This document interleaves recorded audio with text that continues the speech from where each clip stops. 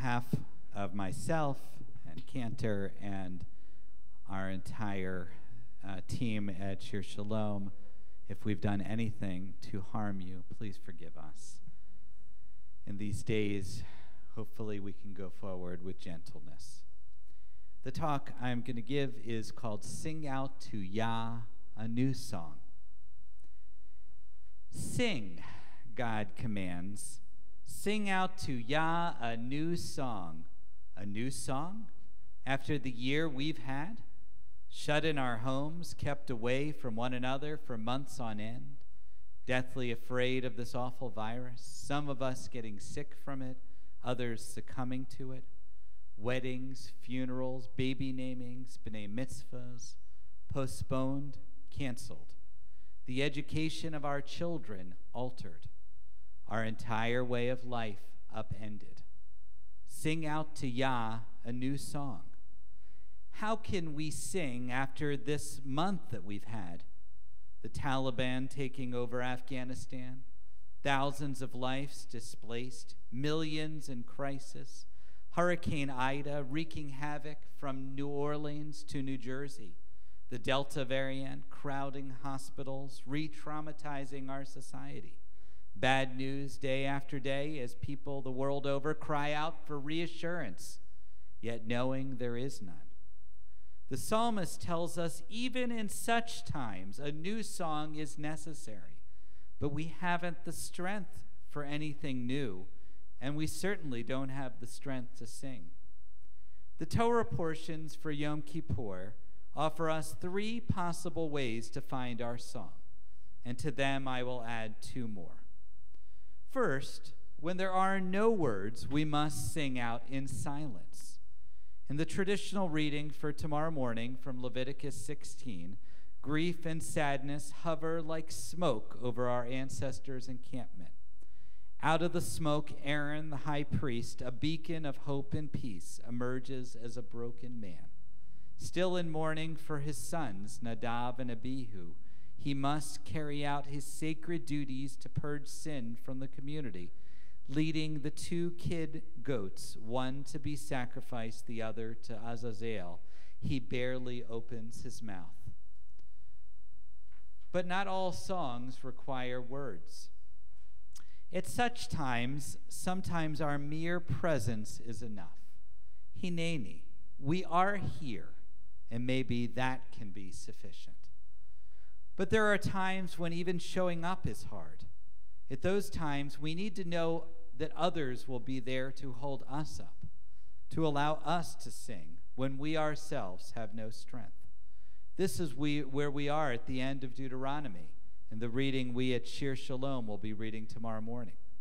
We stand to be counted by God and are reminded it is not with us alone that the covenant has been entered into. It is with all those generations that came before us and all those that will come after us. L'dor, l'dor, l'dor, the great revolving doors of our ancestors and our descendants, collected here for an extra layer of support and love. We can feel their presence with us even now. They surround us with these beautiful lights on the memorial plaques, pushing us to nitchazek, to be strengthened, that they will hold us up when we no longer can do so on our own. Lastly, there is the Torah portion for the end of Yom Kippur from Leviticus chapter 19, the Holiness Code. When we have only silence, when we can barely even stand, we are reminded of our sacred duty, not to God, not even to ourselves, but to others. You shall be holy because I am holy. The voices of the widow and the orphan, the oppressed and the forsaken cry out to us. Love us, they ask. Love us as your neighbors. Love us as yourselves. We must sing out, not for our sakes, but for theirs. The pandemic is nothing compared to the uncertainty they encounter every day, that they have encountered possibly every day of their lives. Dig deep, because they need us. More than we need a song, they need it. So here we are, standing on the precipice of a new Jewish year, unsure of exactly what we can possibly do to move forward. 18 months of pandemic. 18 months.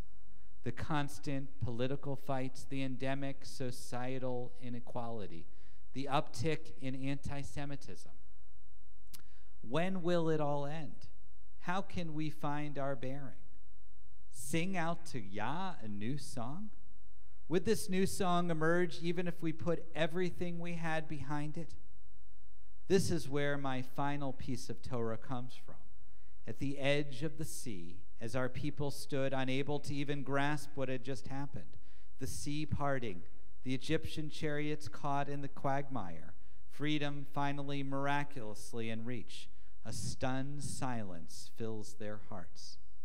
And there at the front was Moses, their humble leader, the one who months before could barely muster a stutter before Pharaoh, standing now exhausted with brow furrowed, contemplating what his next step should be, wondering if he could even possibly capture this particular moment, to be the leader the people desire, that God thinks he will become, when somehow, seemingly out of nowhere, his lips part, just as surely as the Dead Sea, and out of those Aral Sfatayim, uncircumcised lips, emerges a song.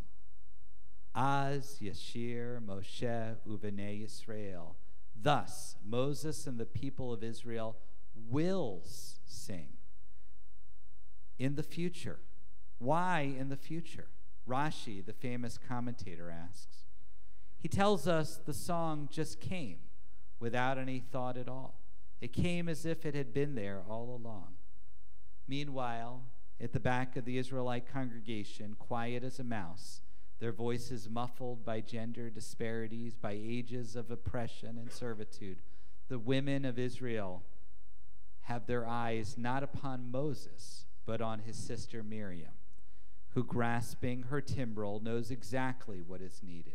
Instead of a song, she feels her body begin to move, to take shape, creating a dance jubilant, full of life and love. The others join with her, dancing not because of changed circumstances or perspectives. They dance simply because they can. This is not an ordinary dance. It is one of great intensity, a vibrant, beautifully human. Sing out to Yah a new song. Yes, sing out to Yah a new song. A song that can break us out of the funk that we've been in. A song that can pierce the silence. A song that can reveal the past and future generations that stand together with us. A song that can remind us of our sacred duty to one another. A song that just comes because our lips are parted. A song that comes from underneath our mask, through our Zoom screens, and all the barriers that separate us from one another. A song that we sing without thinking comes because it is needed. A song that allows our hearts to soar and our souls to dance. This is the song we must sing. May it carry us like gentle wind and sweet rain, blooming like flowers and mysterious rainbows, heavy as a waterfall, allowing us, even in these times, to go beyond the prison of our current reality into the possibility of something new and wonderful. This is the new song God desires, and this is the new song we need. We will sing it together, our neshamas linked in a collective hallelujah. Finally, miraculously, able to sing with our whole selves, finally free of all the things holding us down.